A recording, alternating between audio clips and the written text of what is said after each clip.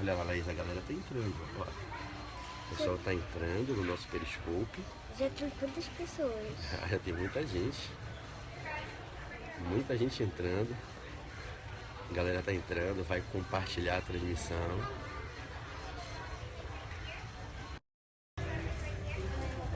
Vai ver agora. Fala pessoal, tudo bem com vocês aí no Brasil? É um prazer recebê-los. Eu estou com a Laís aqui no aeroporto de Orlando. A gente já vai embarcar aqui para Miami, para de lá pegar o voo pro Brasil. E eu resolvi aqui abrir o Periscope para dar sequência no papo com o PB, pra gente bater um papo muito legal e seguir com as nossas dicas. Hoje de manhã, né? Na hora do café, papai deu dicas, não foi? Foi até a dica 38. Vamos sentar? Deixa eu inverter aqui. Se consigo inverter pra mim. Vamos lá. A gente foi até a dica 38 hoje de manhã e foi até a dica 37 e eu fiquei devendo, né? As dicas 38, 39 e 40, direito civil, direitos humanos e ética. E eu vou puxar essas dicas com vocês. Mas quem vai começar é a Laís, né? E ela vai começar com a dica. Hoje ela não quer dar de direito tributário não, né? Você quer dar dica de que hoje? De constitucional. Uau, você vai dar uma dica bacana pra eles? Vou. Você vai falar de algum assunto que cai na prova? Vou. Cai muito? Cai. Fala, oi galera. Oi galera, hoje eu vou falar Sobre medidas provisórias. Isso, pera aí, calma. Se apresenta, você é professora o quê? Qual é o seu nome? Meu nome é Laís. Você é muito bonita? Sou maravilhosa. Você é linda? Muita. Quando você crescer, você vai querer dar aula de quê? Direitos humanos e direito tributário. E constitucional também? Sim. Sim. Tem uma musiquinha de constitucional, não tem? Tem. Como é que é o refrão? É constitucional, tropa do portal, vai passar geral. É constitucional, tropa do portal, vai passar geral. Moçada, a Laís vai começar com a dica sobre medidas provisórias, tá certo? Então ela quer dar uma dica pra vocês de medidas provisórias e depois que ela falar eu complemento e aí assumo aqui o comando, ela aqui do meu ladinho, que é meu grudinho, essa princesa, meu chicletinho do papai. Meu amor, você ama seu papai? Muito. Muito. O melhor pai do mundo. Ai, você é a melhor filha do mundo. E a gente é um grudinho, eu e ela, coisa mais rica da minha vida. Dorme agarrada comigo, eu contando história pra ela, né, boneca? É. Então, ela vai começar aqui com a dica de constitucional, depois eu entro para puxar uma dica de tributário, uma dica de direitos humanos, uma dica de ética, tá certo? Vamos embora? Então, vai lá, Laís, dá a sua dica. Pera aí, deixa eu filmar você direitinho. A medida provisória é só por 60 dias e pode ter mais 60. É só 60 mais 60. Isso, a medida, de novo, devagarzinho, calma, a medida provisória produz efeitos por 60 dias e pode ter mais 60. Uau. Só 60 mais 60, hein? Pode ter mais que isso? Não pode ter mais que isso. Então quantos dias? 60. E pode ter mais? 60. Então só 60 mais 60. É, vocês querem lembrar? É só você sentar 2 vezes. Você senta. Senta 2 vezes. Uau, então como é o seu macete? Manda a galera sentar. Senta 2 vezes. Você senta e depois levanta e você senta de novo. Então, aí se a galera sentar 2 vezes, não vai esquecer, não é isso? É, aí vai lembrar 60 mais 60. Uau, então vamos mais uma vez. As medidas provisórias produzem efeito por 60 dias e podem ter mais 60. Só 60 mais 60, hein? Se falar isso, vai fazer o que na prova? Vai passar na prova. Não vai errar, não é? É, não pode errar. Isso. Laís, a galera que estuda pro AB, como é que é aquele refrão? Quer passar na OAB? Quer passar no AB? Cola no PB. Ah, você vai colar no PB também? Vou passar uma cola super bonda e colar no papai. Tá vendo que coisa mais linda essa menina dá orgulho do paizão dela? Ontem não, foi antes de ontem, eu acho. Esses dias ela deu a dica de tributário, né? E agora ela deu essa dica de constitucional pra galera. Então, Laís, eu vou agora, ó, fica aqui do meu ladinho, dá umas dicas rapidinho, que já vai ter que embarcar, já vai chamar o nosso voo. Galerinha, então vamos começar? Vamos começar com a dica 38, medida provisória. Vamos nessa? Bom, então eu vou pegar o gancho da Laís, botem aí na ementa, dica 38, medida provisória, direito constitucional, medidas provisórias. Vamos embora? No nosso papo com o PB, vamos botar esse caderno para ficar maravilhoso. Então anotem aí, dica 38, Direito Constitucional, medidas provisórias. Gente, o que são medidas provisórias? São fontes do processo legislativo, que, caso aprovadas, se transformam em leis ordinárias. As medidas provisórias são fontes do processo legislativo. A natureza jurídica das medidas provisórias é de fontes do processo legislativo. Vocês vão encontrar a menção que o Constituinte faz ao assunto no artigo 59, inciso 5. Artigo 59, inciso 5. Lá no artigo 59, inciso 5, vocês vão ver que lá no 59 se anunciam as fontes do processo legislativo. Emendas constitucionais, leis complementares ordinárias e delegadas e medidas provisórias, resoluções e decretos legislativos. As medidas provisórias são fontes do processo legislativo. Como fontes que são, elas não são meros projetos. Medida provisória não é um projeto de lei. A medida provisória, após editada, ela já tem aptidão para produzir os seus efeitos normativos. A medida provisória, gente, ela não é um projeto de lei que tem que ser aprovado para ter aptidão para produzir efeitos. A medida provisória, ela já produz efeitos, ela equivale a uma lei, ela tem força de lei. A medida provisória é uma fonte normativa primária. Ela cria normas gerais e abstratas. Pode anotar aí nos seus apontamentos. Medidas provisórias criam normas gerais e abstratas. Tem equivalência às leis. Na pirâmide hierárquica das fontes normativas, idealizada por Kelsen, as medidas provisórias se encontram ao lado das leis. Elas se submetem num controle de validade diretamente à Constituição. Então você pode anotar nos seus apontamentos que medida provisória é uma fonte do processo legislativo, ela não é um projeto de lei, ela é uma fonte, ela tem aptidão para a produção de efeitos normativos, ela cria normas gerais e abstratas e ela tem a força de uma lei. Caso ela se converte sempre em lei ordinária. Medidas provisórias nunca podem ser editadas em matéria de lei complementar. Então as medidas provisórias, ela tem status, tem eficácia, tem força de lei, e se aprovadas forem ganhando definitividade, elas viram leis ordinárias. Bom, por que elas se chamam de medidas provisórias? É pela razão do que a Laís explicou pra gente. É porque as normas veiculadas nas medidas provisórias, elas só são autorizadas pela Constituição à produção dos efeitos nas relações que acontecem durante 60 dias a contar da sua edição. E, sendo necessário, pode ocorrer a prorrogação desse prazo por mais 60 dias.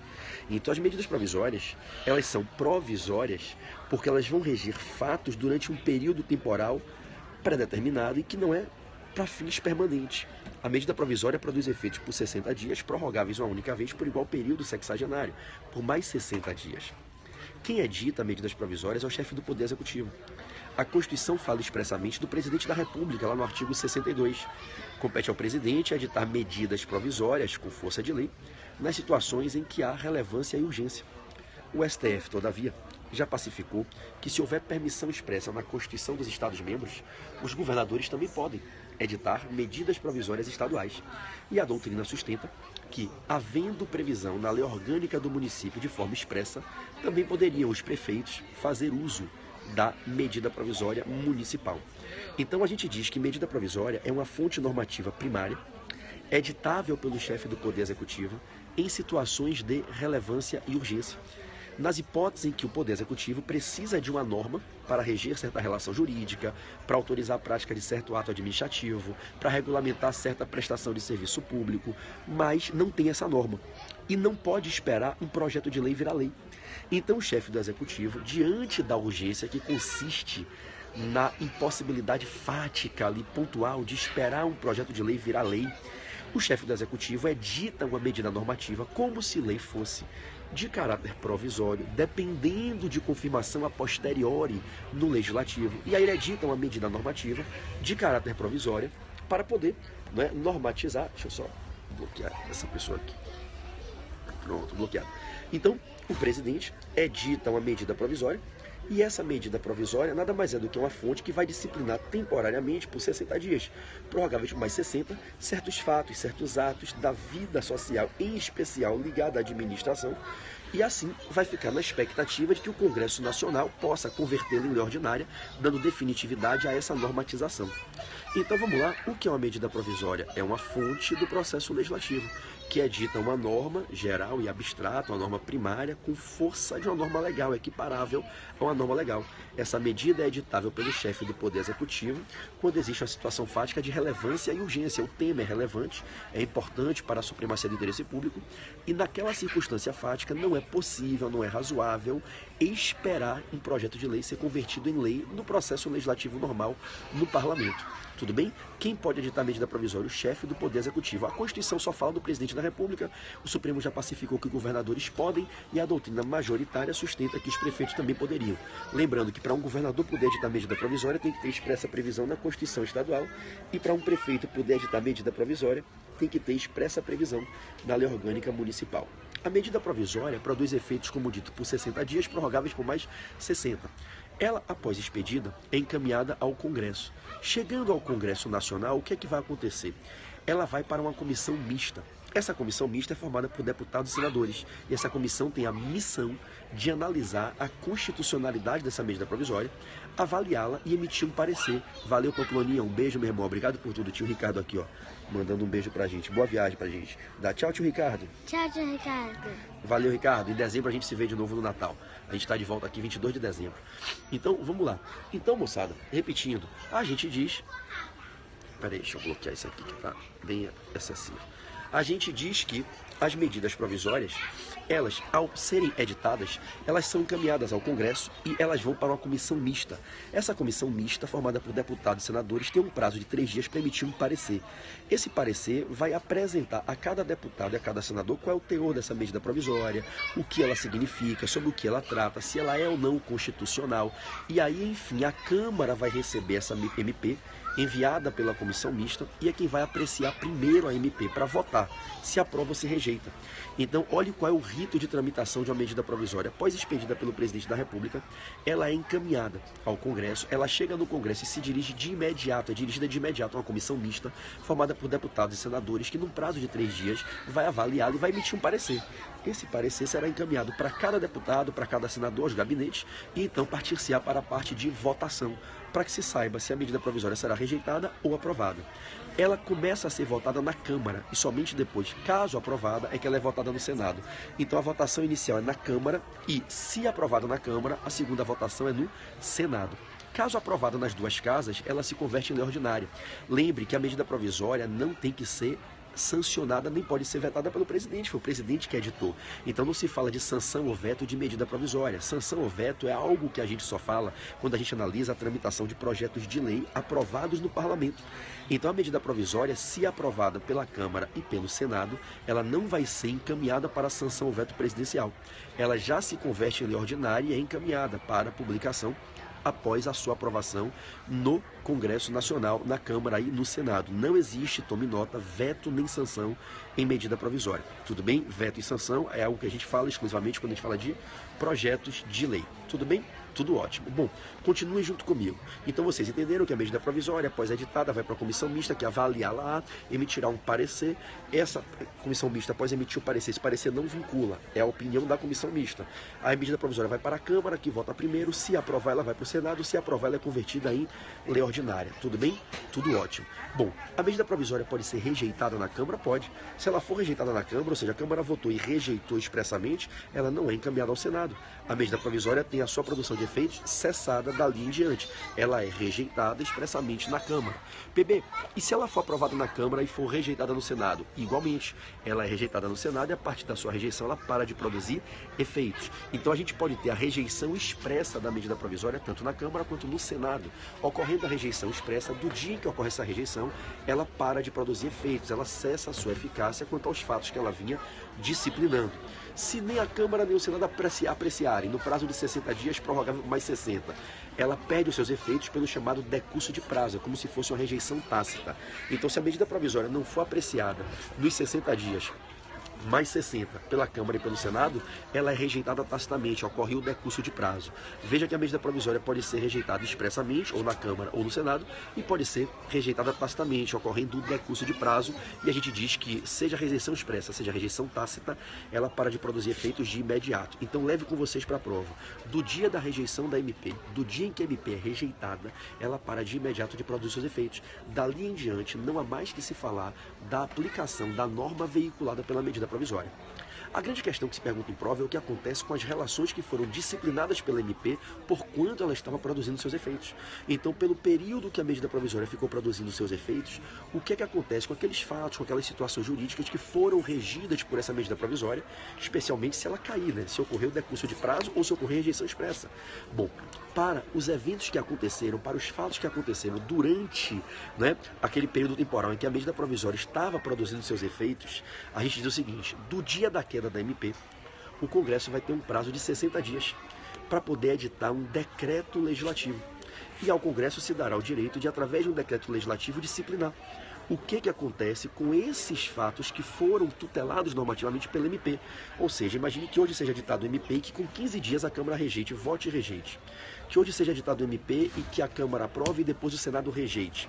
Que hoje seja editado o MP, passe 60 dias, passe mais 60 e não seja aprovado na Câmara e no Senado.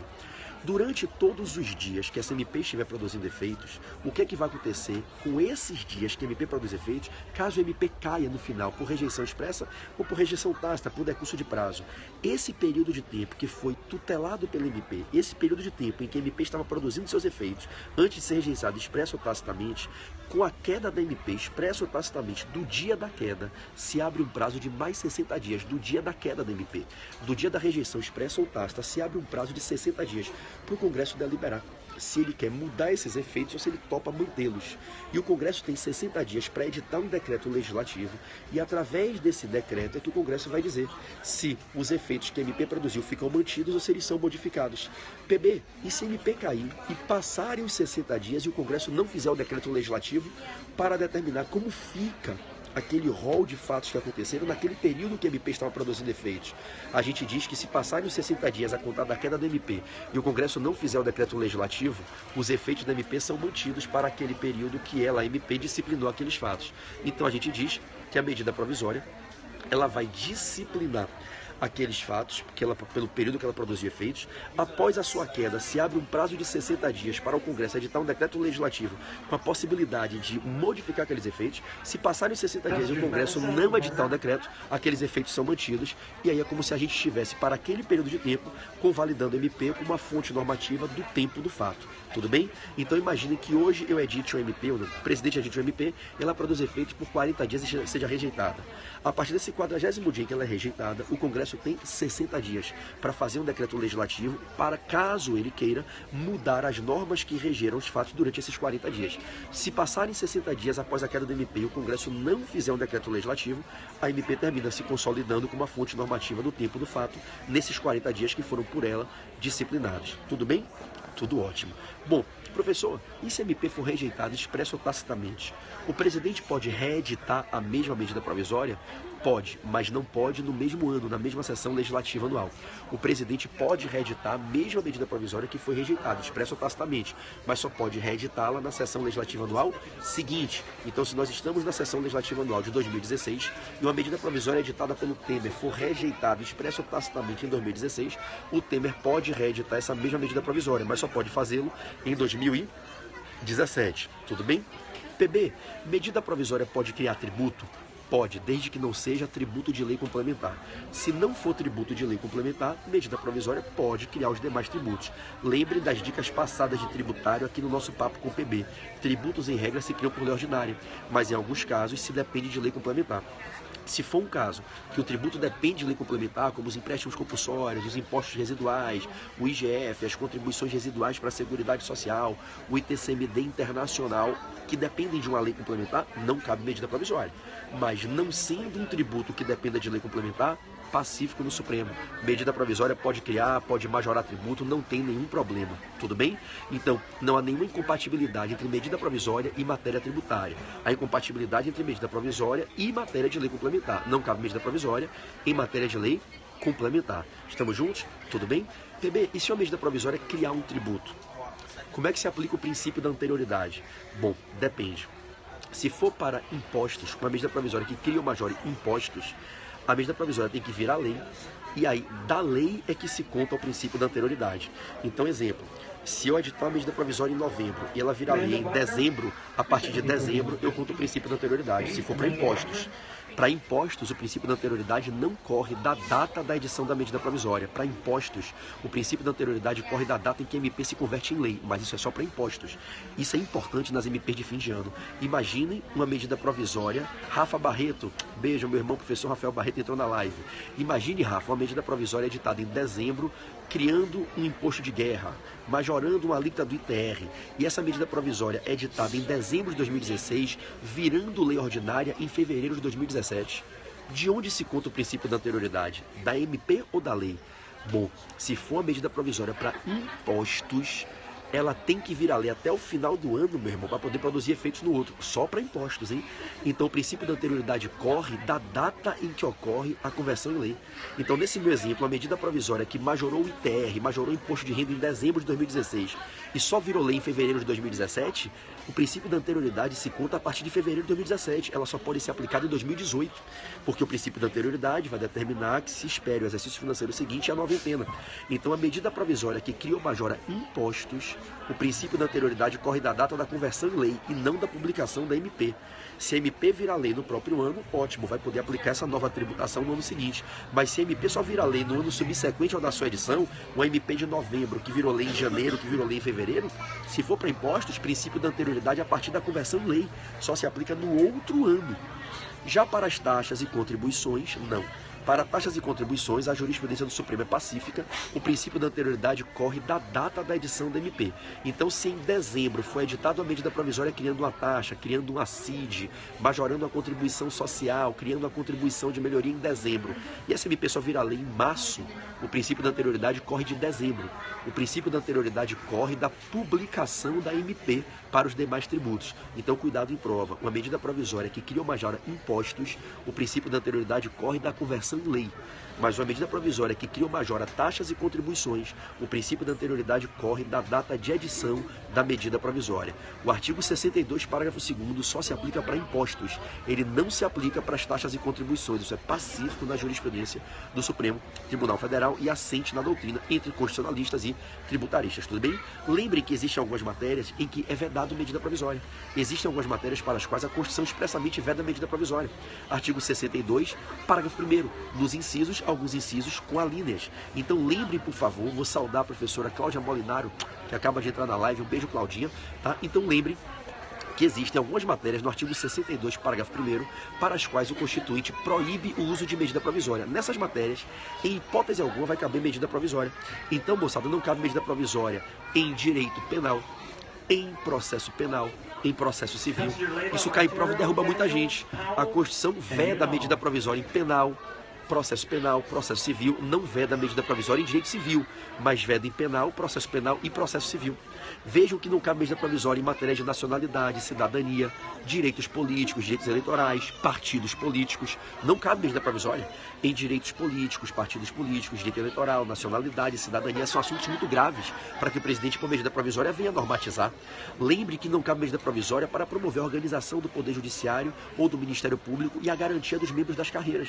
Não cabe medida provisória para tentar discutir as questões de elaboração da lei orçamentária, da lei de diretrizes orçamentárias, do plano plurianual. Então existem diversas situações em que a Constituição veda medidas provisórias. Algumas medidas cautelares, com medidas de sequestro, de arresto, a gente não pode ter o uso de medidas provisórias, tá certo? Então todo mundo atento, olha com amor, olha com carinho depois, tá? Pro artigo 62, parágrafo 1º, nos incisos, dá uma olhadinha que isso sempre cai em prova, matérias para as quais é vedado o uso de medida provisória.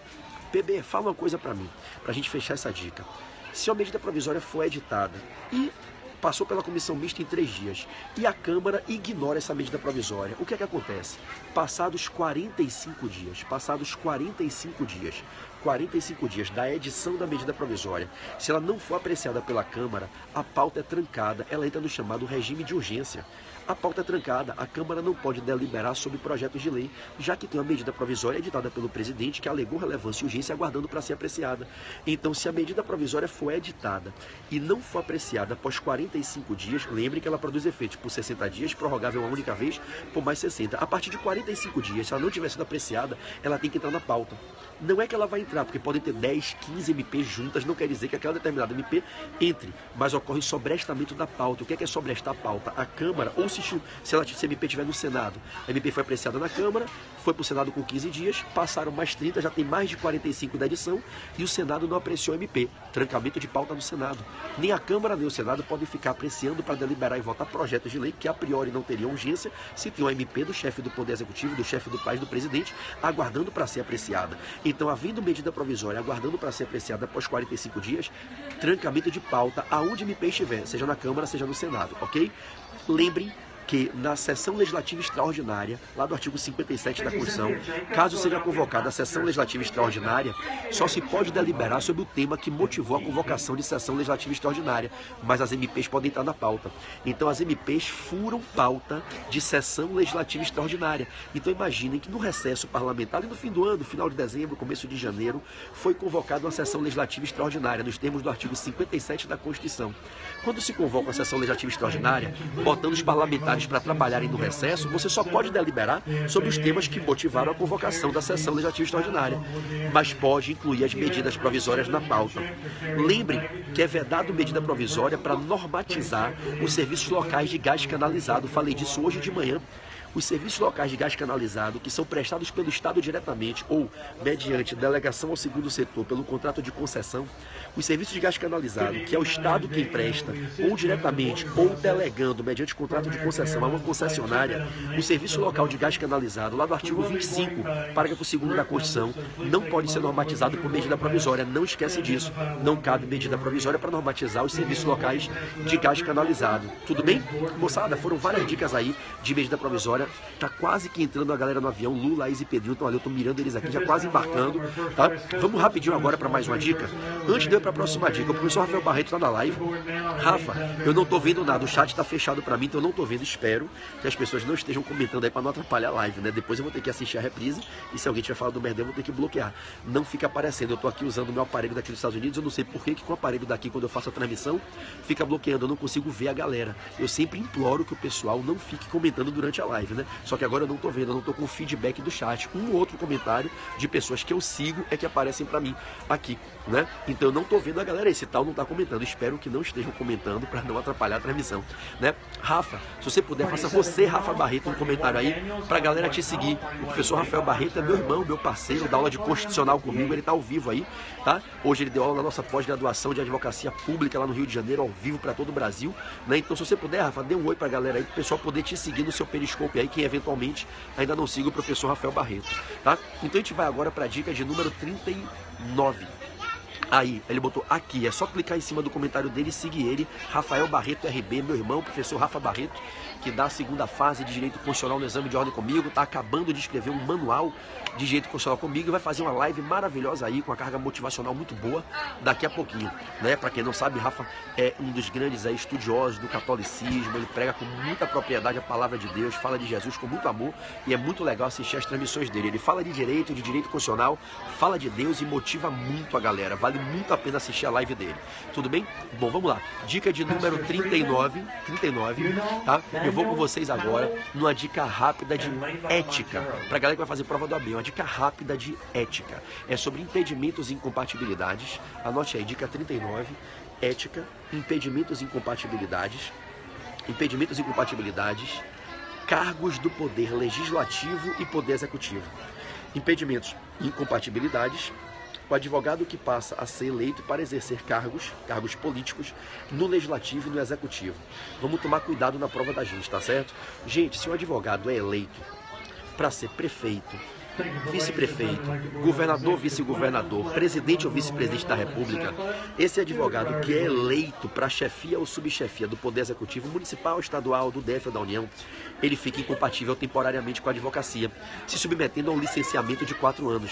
O advogado que é eleito, prefeito, vice-prefeito, governador, vice-governador, presidente ou vice, ele fica numa situação de incompatibilidade, obviamente incompatibilidade temporária, porque o mandato é para 4 anos, gerando um licenciamento quadrienal. Então na prova você vai dizer que o advogado que é eleito pelo povo, chefe ou subchefe do Poder Executivo, ele fica incompatível. E a situação jurídica dele é de advogado licenciado pelo prazo de 4 anos. Mas cuidado se o advogado for eleito para o parlamento, para o legislativo. O advogado eleito vereador, deputado estadual, deputado federal, senador, deputado do Distrito Federal, ele não fica incompatível por simplesmente ter sido eleito para o parlamento. O advogado que é eleito vereador, deputado ou senador, ele não fica incompatível. Ele não vai ter que ficar licenciado. O advogado que é eleito deputado, vereador, senador, ele pode advogar.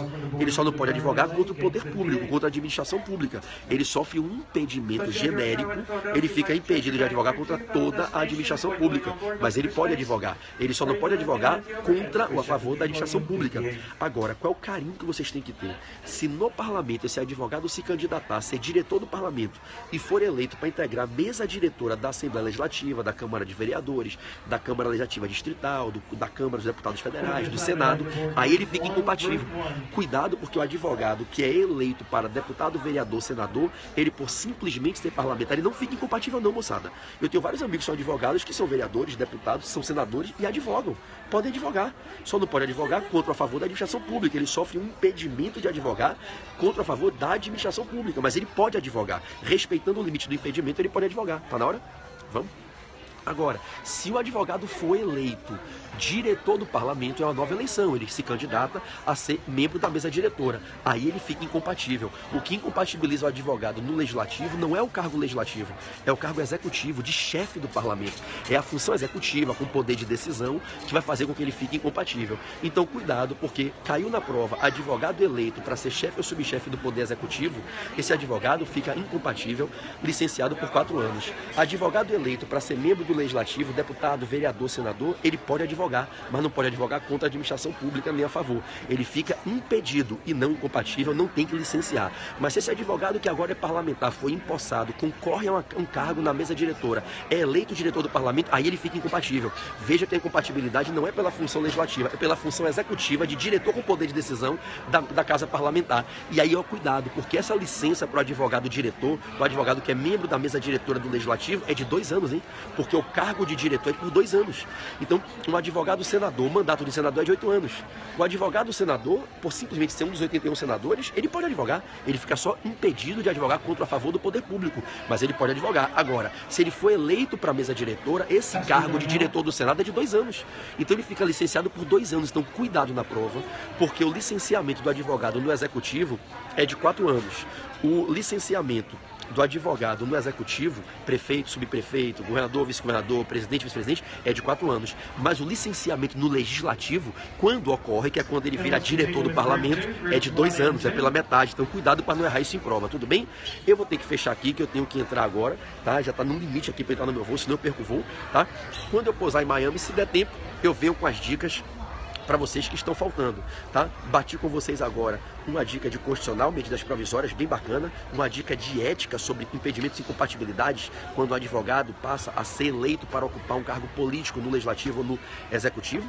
Então acho que foram as dicas 38 e 39. Eu vou tentar lá de Miami, na conexão para o Rio de Janeiro, fazer as dicas 40, 41 e 42, tributário, direitos humanos e direito civil, que é o que está faltando pra gente. Tudo bem? Muito obrigado pelo carinho de vocês. Vocês estão ao vivo, quem estiver vendo em reprise, o meu Instagram, se vocês não seguem, sigam, @Pedro Barreto, Portal F3, Pedro Barreto com 2R e 2T, @Pedro Barreto, Portal F3 no Instagram.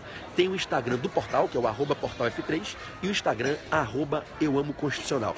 Vale a pena seguir, @Portal F3, @EuAmoConstitucional e @Pedro Barreto, Portal F3. Galera, beijo no coração. Laís, vem dar um beijo pra galera aqui, que eu vou fechar agora a transmissão.